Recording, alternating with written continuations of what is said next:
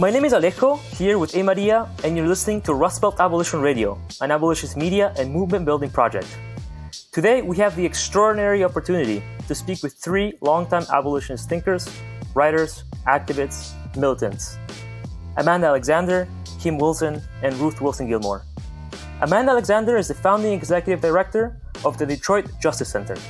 Kim Wilson is an artist and co-host of the Beyond Prisons podcast. And last but not least, Ruth Wilson Gilmore is a professor of geography at the City University of New York Graduate Center. We are so very glad that you all can join us today. Welcome. Thank you. Thanks. It's great to be here. Thank you for having me. So we wanted to start out by asking the three of you sort of how you're facing this pandemia or this social crisis. Some of us are feeling a bit overwhelmed, perhaps even feeling a kind of disempowering sense of impotence, as if we could not perhaps interrupt this tragedy that is unfolding right before us. So just last week, for example, as some of you know, we spoke with and published our conversation with Bruce X, who's a friend and comrade that is being held captive inside the Macomb prison, just north of Detroit. For weeks, he's been warning us about the dire situation inside. Needless to say, I think no precautions were taken by the Michigan Department of Corrections, and since we last spoke, he's now tested positive for COVID-19. So I'm sure that maybe some of you have faced similar situations, either with loved ones inside or outside the walls. And we wanted to sort of begin by asking you, what are the singular ways in which each one of you are sustaining? What are you doing? How are you facing the load of this tragedy that we're faced with across the world today? This has been an astonishing experience for me, as for everybody. Although I've lived through several major health scares over the years, other pandemics, and lived through a number of economic catastrophes, as well as periods of war, of the rise and then fall of certain countries and projects.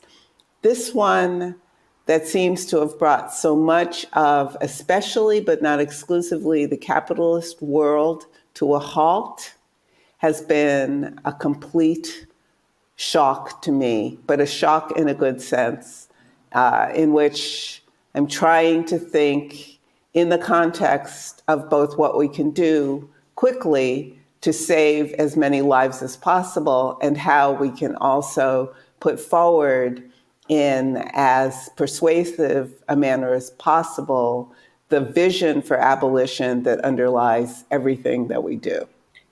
Yeah, I also had the experience of, growing up in Dominican Republic for the first 10 years of my life and knowing what it's like to have food scarcity and people lining up and having military on the streets and being detained and all of those things. Not me personally detained, but, been stopped on the streets. So seeing the kind of militarization that we're seeing, with the National Guard being deployed in several states, the ramping up of police and the kind of violence that's coming out of that has been traumatizing in a lot of ways. But I've managed to deal with my own anxieties about the moment with two sons in prison, both of them sentenced to life. I have focused on organizing and really taking to heart what Mariam Kaba has said about don't let this lead you to despair, let it, radicalize you. And I think I'm butchering that there, but the sentiment is there. And that's really, what I've been focusing on for the past, 6 weeks is organizing and spending 10, 12 hours a day engaged in those efforts with people across the country, including, in my own state of Pennsylvania, as well as in Delaware, where my sons and many people I know are also incarcerated. Yeah, thank you. Amanda? Yeah, so as I know you all know, Detroit has been hit especially hard by this, and it's because the virus is moving along existing lines of divestment, capitalist dispossession, structural racism, and people have been in a state of emergency for a really long time now, and this is just worsening all of that. And so I think in the communities that I'm in here in Detroit, people are holding a lot of grief. And it's a big city, but it feels like a small town in a lot of ways. And so I feel 1 degree removed from people who have lost very close loved ones, if not, dozens of loved ones and friends in some cases. So holding that, and also trying to hold the team at the Detroit Justice Center, where we're doing our best as movement lawyers to do some rapid response work in this moment, but also understand that we need to really pace ourselves for the long haul and do what we can, because we're showing up as lawyers, but we're also caregivers and movement builders and just individuals who need to take good care of ourselves so that we can continue to show up for each other. And along those lines, Detroit is certainly a sacrifice zone from the air pollution and asthma rates, courtesy of the Marathon Oil Refinery. Years now battling water shutoffs, the widely reported proposal by the U.S. Vice President to make experimental anti-COVID drugs available to be tested on Detroiters, which is not that far removed from the suggestion in France that the same be done in the continent of Africa. Ruthie, throughout your writings, you've provided us with several critical concepts that really help us grasp these multiple dimensions, particularly the racialized dimensions of the pandemia. In particular, you defined racism as a group differential vulnerability to social death. Perhaps another concept that can help us think this crisis is that of the uncanny. So Alejo and I talked this morning before the show about how we both find a striking resemblance with the ways in which racial capitalism and the carceral state has always already produced the kind of organized abandonment and organized violence that we're seeing now, but we're also quite perturbed and estranged from the simultaneous novelty of the situation. And so this unsettling resemblance, a strange familiarity, seem to call for an analysis that doesn't simply confirm what we already saw and felt, and thinking of that grief that a lot of us have already been holding. How do you all think through the uncanniness, as it were, of this current moment? Amanda? Sure. So the thing that I have been thinking about is that you look around and things that we have been told were impossible are happening every day. So, to get back to the water shutoffs, community organizers in Detroit, especially we, the people of Detroit, have been demanding an end to water shutoffs for years. And they have said that this is a public health crisis, that it's absurd that we live on a quarter of the world's fresh water, and yet thousands of people don't have water because they can't afford their water bills. And so they've been saying for a very long time that in the interest of public health, and interest of collective humanity, we have to turn water back on. And now, shortly after the pandemic hit, Governor Whitmer announced a moratorium on water shutoffs and a $2 million fund to help restore water to people across the state. So, this was something where it was impossible for so long to provide safe, affordable water to everyone. And now suddenly it's happening. The same thing with evictions and foreclosures. So the Coalition for Property Tax Justice here in the city has been fighting for years to get Wayne County to stop its brutal tax foreclosure auction, where thousands of homes are on the auction block because people have not paid their back taxes, and in many cases, those are taxes that people should not be paying because they are overassessed and they're too poor. And so, within a few days of the pandemic hitting, Wayne County announced that the foreclosure auction won't go on this year. And finally, I think we're seeing, some really long overdue changes in policing and court practices. So the Michigan Supreme Court announced that, courts are going to be limited to only essential functions. The chief of police said that, the police staff should relax when it comes to low-level misdemeanors. People aren't getting warrants issued for failure to come to court. And these are things that activists have been saying and that people with loved ones inside have been saying need to have stopped all along. Because of organizing of people inside their loved ones, organizers, we're seeing jail populations in some places the lowest that they've been in 30 years. We just learned yesterday that Macomb County, which neighbors Detroit and Wayne County, they've scrapped plans to build a new $300 million jail. And that's because people have been fighting to get people out of the jail. Our attorneys, in partnership with many other organizations, have been arguing individual motions by Zoom to get people out of the Macomb County jail.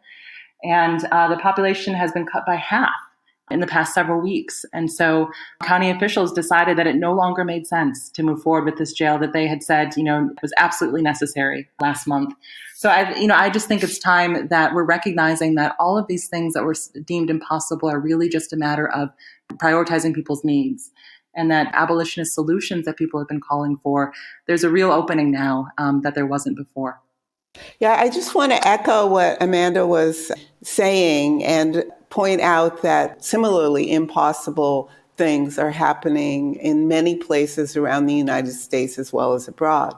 So, for example, in some of the counties in Northern California, local officials in conjunction with Sacramento have been acquiring housing of various kinds, whether it's motels, hotels, or vacant residential property, so that some of California's probably multiple hundreds of thousands of houseless people can have shelter. So this is something that people have been fighting for years and years and years.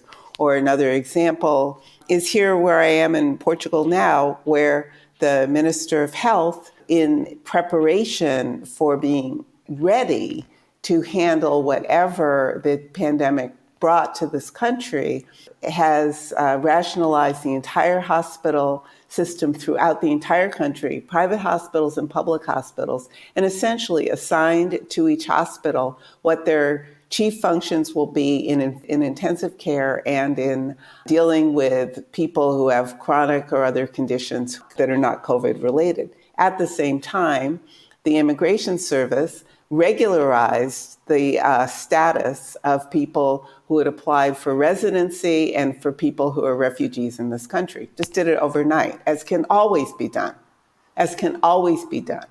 anywhere overnight. So these things are happening. They're happening in pieces, but we see, again, to echo what Amanda said, the rather instant realization of the abolitionist vision for a just and safe and healthy society for people, regardless of where they are, what their resources are, what their citizenship is, what their conviction record is, and so forth.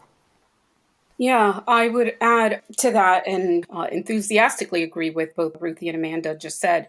I've been reading a book about the austerity in Greece and what was happening in terms of the healthcare crisis there and everything that was going on there. And in the introduction to that book, Silvia Federici writes and asks, us to think about how we organize society, right? And that's something that really resonated with me. I started reading it about a month ago or so, and right at the beginning of when this thing was ramping up, and the idea of how we think through our relationships to one another and our relationships to means of production, to the land, to government, and what it means to govern from below. Who gets to hold wealth, and what does wealth mean in terms of like natural wealth, and the kinds of cooperation or cooperative movements that are happening that we're seeing all over the country in terms of mutual aid. And something that really struck me a few weeks ago as folks like Kelly Hayes were posting mutual aid resources online is that for a lot of people who are not in the movement or weren't really familiar with that kind of community building process, it felt like it was new for them. And that's okay, but also pointing out that these things have been in place for a very long time, that people have been thinking in these various ways, that abolitionists have been thinking in these various ways, and that those things have helped me feel less disempowered in this moment, right? Because everything that we read, all of the books, all of the lectures, all of the convenings that we attend, we're constantly thinking about the questions and the issues that are happening right now in this moment. I mean, Kim, I agree. I mean, that feels like one of the most beautiful things about this moment is the way that, mutual aid work is just flourishing. And in Detroit, it's been, these are very deep networks of mutual aid that people have had to have in place for a while. So even though the governor put in this moratorium on water shutoffs, of course, people still don't have their water turned back on. And so people are, delivering water every week. They meet at a church near downtown, and folks load up trucks and get water to people without running water in Detroit and Flint. And they're still doing that, and they've been doing it for over 7 years. And so It's just the fact that, in some places, I think, this is new and it's a new opportunity for people to come into it. And other places, it's really built along these kind of like, existing arteries of mutual aid. And in thinking about this is a way that I think that we can practice keeping each other safe and caring for each other outside of, policing. I think the fact that people are figuring out how can we get protective masks to each other. They're fundraising to get COVID care packages to people who are getting sick inside prisons. They're finding ways to safely house people and support them after they're getting out of prison. And these are the types of things, that I think that abolitionist organizing is about. It's how do we care for each other? How do we create networks of mutual aid and safety? And so it's been beautiful to see people experimenting with that and building on a lot of existing wisdom around that.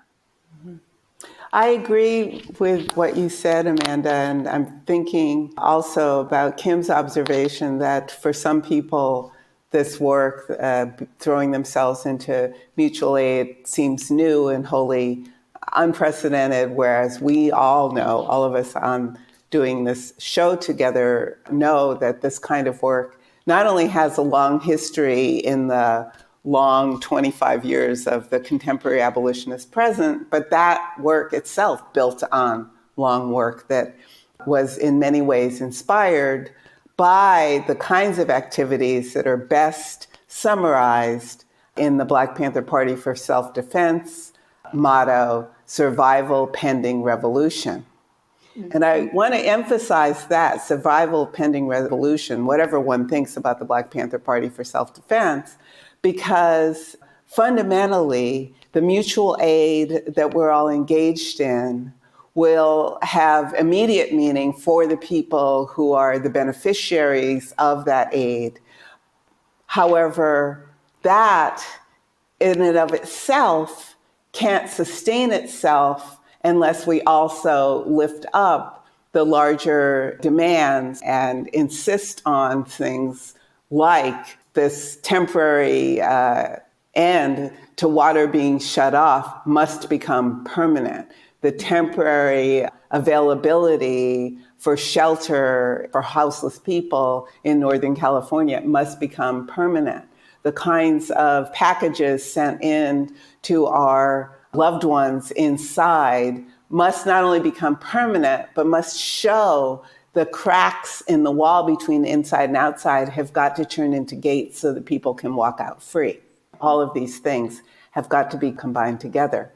I've been thinking a bit, too, about the fact that in the last 45 years or so, since the U.S. made a dramatic turn to prisons and policing as an all-purpose solution to social problems, what's happened at the same time is the number of hospital beds in the United States has fallen by about 50%, which is to say there are about half the number of hospital beds in the United States today as there were in 1975. And this is important as well. If the U.S. can, as is happening in fits and starts around the country, construct either out of a convention center or out of a shuttered hospital beds adequate to the task of helping people who are suffering from COVID and from other things, then clearly we also have before us an indication of what we should be doing for employment, for workers, for all kinds of people to rebuild our healthcare system and make it possible for everybody to have the kind of well-being and treatment so that the underlying conditions that are contributing to premature death among Black people in Detroit and among Navajo on the Navajo reservation will not persist. So these are all connected, I think. Yes, wow. Well, I think we've opened up a whole series of questions here. I mean, I sort of agree with this sense in which, as Amanda pointed out, right, that all of what seemed impossible is now all of a sudden possible. And the mutual aid networks that have sustained, and from which I think racial capitalism also sort of vampirizes, right? I mean, I think capitalism will not sustain itself without the kind of reproductive labor and the kind of love work that we do in the margins of commodity societies and in the margins of prisons and police. But I think the question that Ruthie just placed, which is, how is it that these cracks can become gates? I think is a question that we face, because I think what the three of you were saying is that it's very clear that prisons are now a public health crisis. We have more prison beds than hospital beds. Cook County Jail, I think, has become the leading cluster of COVID-19. And there's a way in which, again, that which seemed impossible is now possible, people being freed from jails. But it seems to me that there's a question of permanency. And there's another element to this, which is the kind of international, or as the Panthers say, intercommunal aspect, right? So I think that's a really difficult question that I wonder how you all can think about what an international or intercommunal abolition movement can be in a moment in which these cracks have to be turned into gates so that we might pierce into something like an abolitionist future. Yeah, so I think we're at this turning point where either of these solutions we fight to make them as progressive as possible and then keep them in place, or there's certainly counterforces that want us to go back to criminalization, to filling the jails, just as quickly as we've emptied them. So it's worth pointing out that Mayor Duggan here in Detroit is threatening that for people who don't abide by the emergency stay-at-home order, they could risk a fine up to $1,000 or 6 months in jail. And he's talking about using the Project Greenlight surveillance system of cameras that are on businesses throughout the city to monitor compliance with this order. And so I think, as much as we're seeing openings across the country, we're also seeing aggressive policing and criminalization. And so, we just need to also keep those things in mind. But I think, when it comes to emptying jails and keeping them empty, we have guides to look to. So there have been people organizing across the country for years to close down and block jails, and also fighting for visions of what they would want to build instead. So I think of places like Los Angeles, where Dignity and Power Now and Justice LA spent over a decade building power. And then this time last year, they succeeded in defeating a proposal for 2 new jails that would have been over $3.5 billion. And instead, they won this unprecedented investment in public health care. I think of folks like formerly incarcerated women in Atlanta with the Racial Justice Action Center and Women on the Rise, who over years systematically emptied the Atlanta City Detention Center. And, through getting city ordinances off the books that were jailing people essentially for being poor, through breaking city contracts with ICE, and got the population down so low that they said, it no longer do we need this to be open. And so they didn't, just stop there. They had, work groups of folks to decide, okay, how would we reinvest this $32 million that we've been spending every year to keep this jail open? And so they're working on repurposing it as a hub for wellness and freedom. That will, be a place where people can access healthcare and employment supports and childcare and things like that. So, there's in Philadelphia the Close the Creek campaign. I think across the country you have organizers who have now built up skills around closing or blocking jails and fighting for what communities actually need. And so I think that, there's just some great work to be built upon. In Colorado, they've won $88 million in community reinvestment over the last several years to shift money away from prisons and into healthcare reentry supports. So I think that's where I always look to is who are the people who have realized that we have been in a state of emergency for a very long time and that we've needed to shift things, and what can we learn from them right now? Yeah, absolutely. In terms of what we've been doing at Beyond Prisons, started thinking about how I was going to address or deal with supporting my sons inside. But it's never just limited to how I'm supporting my sons, because through them and through a lot of other people, I know so many incarcerated people. So I started just writing down the things that I do all the time. Whenever there's a crisis or whenever I'm having to organize the phones app and things like that for them, just started putting together this thing that became the support guide for prisoners. We included a list of demands, and we put out a call to organizers around the country to help us build and think through the kinds of things that people would need in their own communities. So something that, I've been saying for years now is that every single person in prison needs an advocate. Every prison needs to have its group of folks that are supporting and advocating for not just just the release of people, but also recognizing that as we're working on releasing people and decarcerating, that the people inside also need things. And how do we meet those needs, right? Not just for what's happening in this moment, but we were thinking long term. So it's not just about asking for free commissary for incarcerated people right now, because we know that there's going to be a shortage of food. There already is a shortage of food for incarcerated people.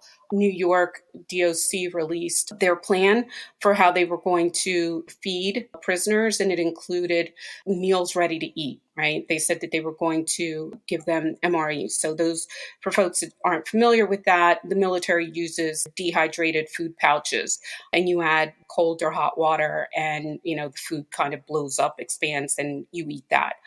Commissary is a way to supplement what the state gives to people that are incarcerated. And getting free commissary, because if you don't have someone putting money on your books and you don't have even a crappy prison job, you don't have access to money so that you can go to commissary. So you're left to do whatever you have to do to kind of scramble to meet your own food needs and what have you. So we thought about that as an immediate thing, that people would need access to food to stay healthy and for all the reasons that people need food. But also thinking in the long term, we should not go back to a system of paying for commissary. I mean, I'm tempted to add up the amount of money that we've spent over the last 10, 15 years, putting money on different people's books. And the only thing that stops me is that I really don't want to know how many tens of thousands of dollars we've spent. And it's expensive. I'd like to pick up on the point that Kim was just making and perhaps reflect on it a little bit. And that is the emergency policies implemented so that people who are locked up do not go hungry, have adequate nutrition and so forth. And then some of the points that Amanda was making about the long-standing fights, not only to stop prison construction and jail construction, but also to redirect the resources that would have gone into those death-dealing institutions to life-affirming and life-enhancing institutions. And of course, that work, even in Los Angeles, started long before the Dignity and Power and Justice LA folks came into the scene. It started actually in 2003 in an earlier iteration of that long struggle. And I raise that to say that already the people who have created this great achievement in LA were building on work of people who were doing that work longer. However, all of this discussion is raising, I know, in the minds of people listening, a question which more or less is, well, but how can this be afforded? How can we afford it? Who is going to pay for it? This is a question that people, especially in the United States, have been conditioned to ask, because in the United States, the political economic culture is one that's based in austerity and also based in the notion that a dollar that one has is a dollar that somebody else should not have. Mm-hmm. So that, combined with the notion that some people are more deserving than others, that doctrine of least eligibility, if you will, then would make somebody listening to us discussing what's been going on inside, in Kim's example of the commissary, say, but wait a second, if the military can eat that reconstituted food, why shouldn't prisoners eat it too? Isn't that enough if it's enough for the military? So this should compel us to take a step back and say, what is going on that anybody is eating those RMEs? Mm-hmm. Why do we have so many people in the military on hundreds of bases around the world? Why is that the employment opportunity for way too many people, as well as a hopeful path to citizenship for many people going into the military? Why do we think that somehow the only way to justify free food in schools is to point out to people that prisoners get allegedly free food, right? This is the wrong way of thinking, in my view. And what abolitionists bring to the analysis is the understanding that there is already enough, and the problem is how we share the enough, how we distribute the enough. If the people in Detroit and around in Michigan are living on a quarter of the fresh water on the planet, clearly there's enough. There's enough. And what stands between people and their ability to have water, to have food, to have freedom, to have an option for how they make their living other than going off to kill somebody else's children, is how we determine to use our collective resources, which is what I call the social wage, some people call it tax money, to support life in general, to support life in general. So where the federal government and the Federal Reserve Bank in Washington has allocated now trillions of dollars, and for those who aren't sure, a trillion is $1 million. So trillions of dollars to give to banks and to give to businesses, some businesses, and they call them small, and some of them have as many as 500 workers who do not have a right to paid health care and sick days, right?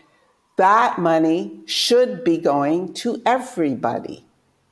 Not $1,200 to people who had jobs or filed taxes last year, but to everybody, and it should go month after month after month after month. The money exists, the wealth exists. We would use the wealth to make more if we could do the right thing, which is to build a sustainable socialist economy that we could all participate in. And these are the questions that all of the emergencies that we're talking about must bring to the front of our attention, and that we have to put away the idea that mutual aid is some form of philanthropy. It's not. It is a way of surviving pending revolution, and all philanthropy is merely the private allocation of the social wage, and we're talking about the public allocation of the social wage. Absolutely. I think the state has failed to respond to the needs of our communities. And something you said earlier, Alejo, is people have been calling for this return to normal. And I keep saying, no. That's how we got in this fucking mess to begin with. Like, let's not go back to whatever the thing was before, because we're taking the networks and we're establishing or reclaiming, perhaps, is a way to think about it, things that are going to sustain us well into the future, right? So who are essential workers? And now we're calling them heroes, which requires its own analysis and unpacking. But that notion of what is essential in our lives now, what is it that we need to get us through, right? All of the people that are doing this work, all of the care work that is happening now, those are the people who are really essential, right? All of the people who are doing all of the shit jobs that people really look down their noses at, don't want to pay them even, $15 an hour. All of those things are being highlighted. I don't think that they were obscured that much before. I think people weren't really trying to pay attention. And now, even because I've had this conversation with so many young people over the last few weeks, and, a lot of folks who are very resistant to things like rent strikes or participating and organizing in anything that they feel is really going to upset the balance of things, even as they are being harmed by this themselves, right? And saying, okay, well, let's think about it a different way. What is it that you need right now? What do you need in this moment?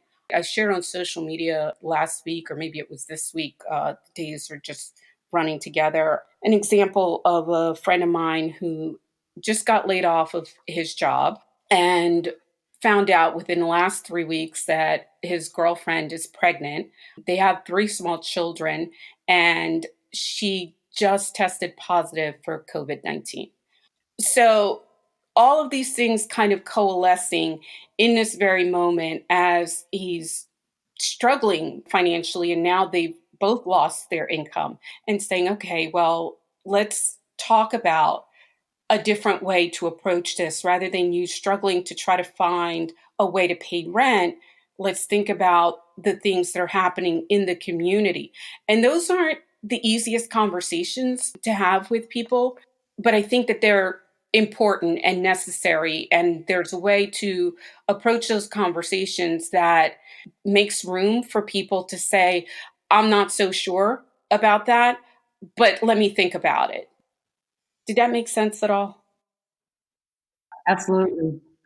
I mean, I love that. I mean, both of you are underscoring this idea of like, it's just such a false scarcity. And I love talking with folks who are, doing the frontline work or care work or health work and asking them like, what do we need to be investing in? And, folks say, well, I think we've designed a program in our community that could really interrupt violence. I think that we figured out a health-based solution, to things, but of course there's no money for it. And instead, helping people recognize, like, absolutely, we have such abundance, and it's just misdirected right now. I mean, it's once people say, $80 billion is what we spend every year on jails and prisons. And there's this great study that came out a few years ago where they actually found, like, if you count up the cost on housing systems, on foster care, on the cost of families, it's more like $1.2 trillion that we spend on mass incarceration every year. So 6% of GDP. And so I think it's about us recognizing that, there is such abundance, and it's just about what would we dream up in terms of actually keeping our community safe and allowing us to be able to care for each other. There was an activist here in Wayne County who started looking into the Wayne County health budget a few weeks ago because he wanted to see, how prepared are we? What have we invested in public health? And he found and shared with others of us that in the 2019-2020 budget, Wayne County officials had shifted $4 million from indigent health care into new jail construction.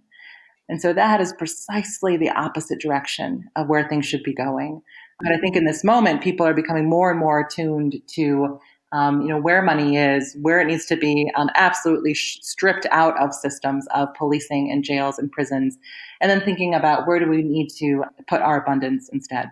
Absolutely. I wanted to piggyback off of something you just said, Amanda, because I think that this really, for me, and I know for a lot of other people, is an important point, is that it's always the women, right? That it's the women who are putting money on people's commissary, paying for the phone calls, showing up, taking care of the children of people that are incarcerated, and so on and so forth, right? So that rethinking of care work during this crisis, I think we need to think about all of those things as well.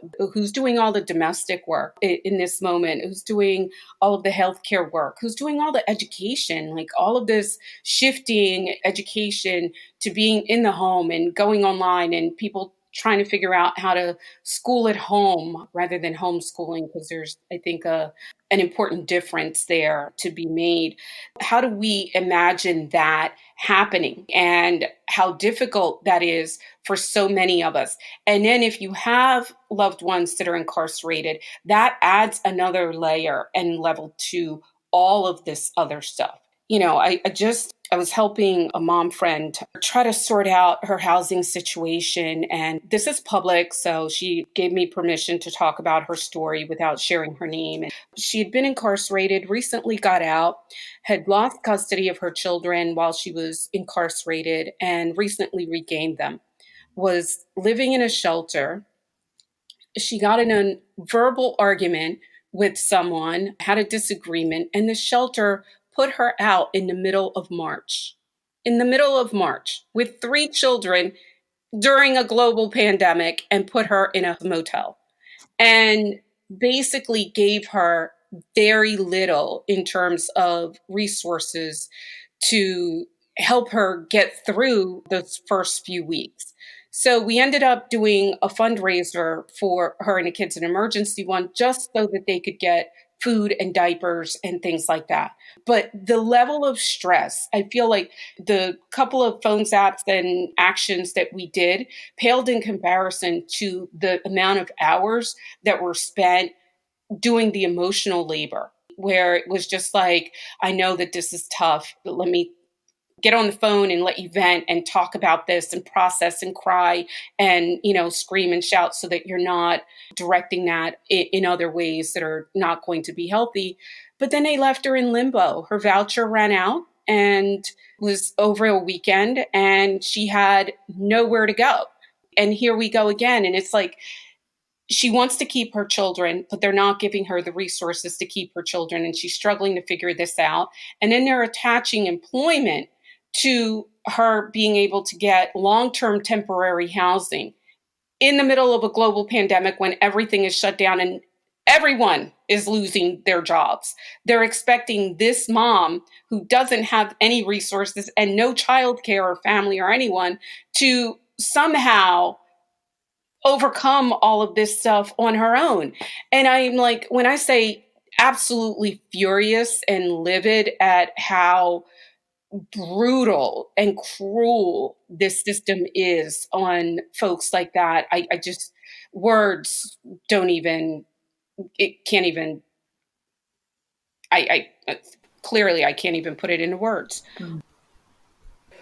That story, Kim, which I'm so glad you shared, makes so clear the many dimensions of this problem as we think it through in terms of race, gender, sexuality, age, everything comes together. And what came right to the front of my mind as you were talking are the lessons that I learned from the Wages for Housework campaign many, many years ago, from people like Selma James and Margaret Prescott and Wilmette Brown and others. And they kind of laid out a global situation in such clear terms that I think it's worth repeating them now. And this certainly has informed how I have come to think about abolition, however they might think about themselves in relation to abolition. And that is, they said, women, as we know from the International Labor Organization, do 2/3 of the world's work for about 5% of the income. These data are old, it's probably worse, and own about 1% of the world's assets. So the way that Margaret Prescott summarized that summary was to say that those data from the International Labor Organization quantify racism and sexism on a global scale.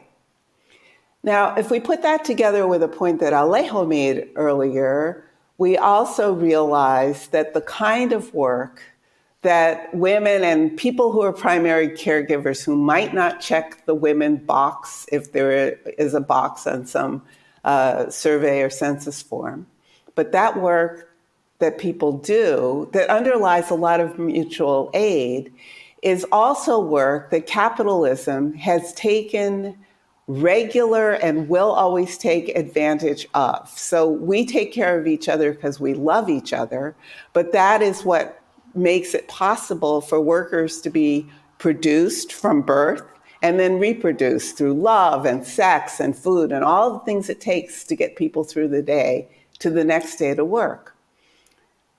That said, all of that activity, all of those resources, all of that energy that you just described so beautifully, Kim, is work that also we can put to bringing capitalism to an end, because we can help each other, we must help each other, and that is the only way that the double day, which is, as it were, the Woman's Day, and the triple day, which is the day that you live every day, Kim, the day where you're doing productive labor, reproductive labor, and looking after people who have been locked away, the justice work day, is all, part of what forms the foundation for an abolitionist future. And an abolitionist future, it's got to be green, it's got to be red, it cannot be capitalist, and it has to be internationalist, because that is the only way that will stop drawing the borders that regularize between and among people, whether it's international or conviction status or immigration status or which community you live in. those who are should be sacrificed in this ongoing age of human sacrifice and those who should not. So it's really been great for me to be together with you, Amanda, and you, Kim, and you, Ayana, and you, my friend Alejo, to have this discussion on Rustbelt Abolition Radio. And so going back to survival, we've talked about the fights to release folks from jail across multiple territories. What are some of the strategies that you all have been thinking about in the face of, well, here in Michigan, for example, Governor Whitmer recently put out an order that, quote unquote, strongly recommends sheriffs and local authorities to release people from county jails, while in contrast, she all but said that the Michigan Department of Corrections should continue with their excellent work.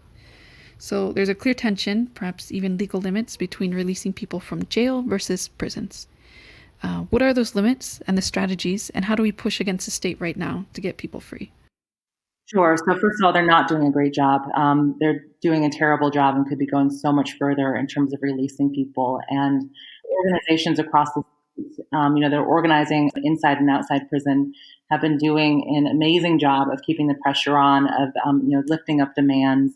I would say there's kind of two tracks here. One is people are organizing for individual release. Again, like I said, bringing the population, particularly in jails, down by hundreds of people by arguing individual release motions. But, certainly there are limits to that. And we need wide scale releases. We need to be releasing thousands and thousands of people. And so, I think that there are certainly things that can be done. And I would encourage people to plug into the work that's already happening in your state to get governors to be much more bold in releasing people, sheriffs, prosecutors, and keeping the pressure on. There was a great report that came out from the Prison Policy Initiative that talks about there's a long history of large-scale releases of people en masse, just thousands and thousands of people at once. And so it's been done, it can be done, and we just need to keep the pressure on until we get people home. Yeah, absolutely. I mean, we've developed that list of demands. That list has been shared, and we've encouraged folks to tailor the list of demands for what is happening in their state, in their community, because these things are hyper local, and what may work in one area may not work somewhere else. And the needs or the asks are different depending on where you are.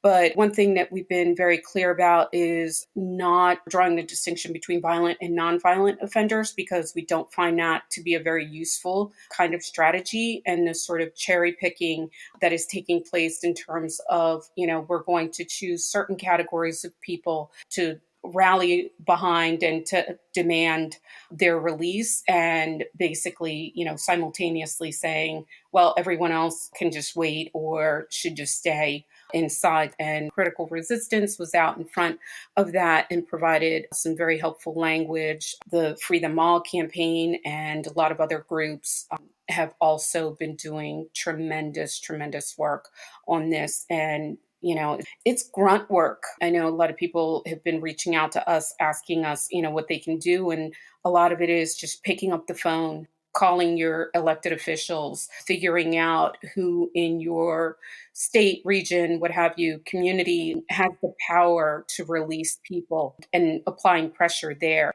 Yeah, and I'd like to add to those important points that Kim made, that there are resources that people have developed and that people continue to develop that can be shared around and modified for local conditions. So, for example, California Prison Moratorium Project wrote years ago, almost 20 years ago, how to stop a prison in your town. You can use that and modify it. It was used in Pennsylvania. It was used with great success in Kentucky recently. Just, use what people have already done. Don't try to invent it again.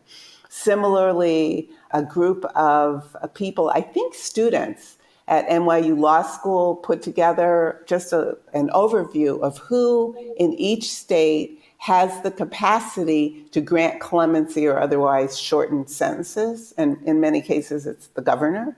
And then there might be some limitations, but they have that available. It's free. Everybody can get that and look at their state. For jails, among other things, of course, we know that most people who are in jails, not prisons, but jails, are there pending something. So they should all not be there. It's pending. So they should all not be there too. I'm not saying that they are more eligible than people who are there doing time. However, this is a very clear thing. So while people are donating, as they should be, to bail funds to help people get out, the demand that bail not be assessed against anyone is also urgent. So Darren Walker, the head of the Ford Foundation, said, oh, well, we have to think about this. No, we don't have to think about it. We don't have to think about it. We already know it. So these are some examples of things that people can do. And I want to also pick up a word that Kim used and put it back out into the airwaves, and that is grunt, or grunt work, a phrase. The work that we talk about, the work of starting organizations, cultivating organizations, figuring out what it is that people want to do and can do and will do, is work that takes so much repetition. There's no glamour. There's not a whole lot of time on the microphone. And yet the satisfaction is immense. So people who have the time and have the resources, whether the resource is the internet or unlimited minutes on their cell phone, who can throw themselves into the work of campaigning to realize certain demands, do it knowing that you're going to be tired of doing it long before it's time to stop doing it. And yet the thrill is that you'll do it again and then something will happen. As happened in LA after 16 years of struggle, stopping those jails in LA, or as happened in California, reducing the number of people in prisons for women by a full half after fighting against the expansion of the prisons for women in the state, fighting against that expansion so rigorously that we were accused by carceral feminists of being racist and misogynist because we didn't want the women to have nicer prisons. So this is the work that we have in front of us, and it's work that we can do. Thank you to all three of you for sharing your words and your work today. We're going to post the links to all the resources that we discussed on our website, www.rustbeltradio.org. Thank you so much for having me. Thank you so much. Thanks. It was great to be here.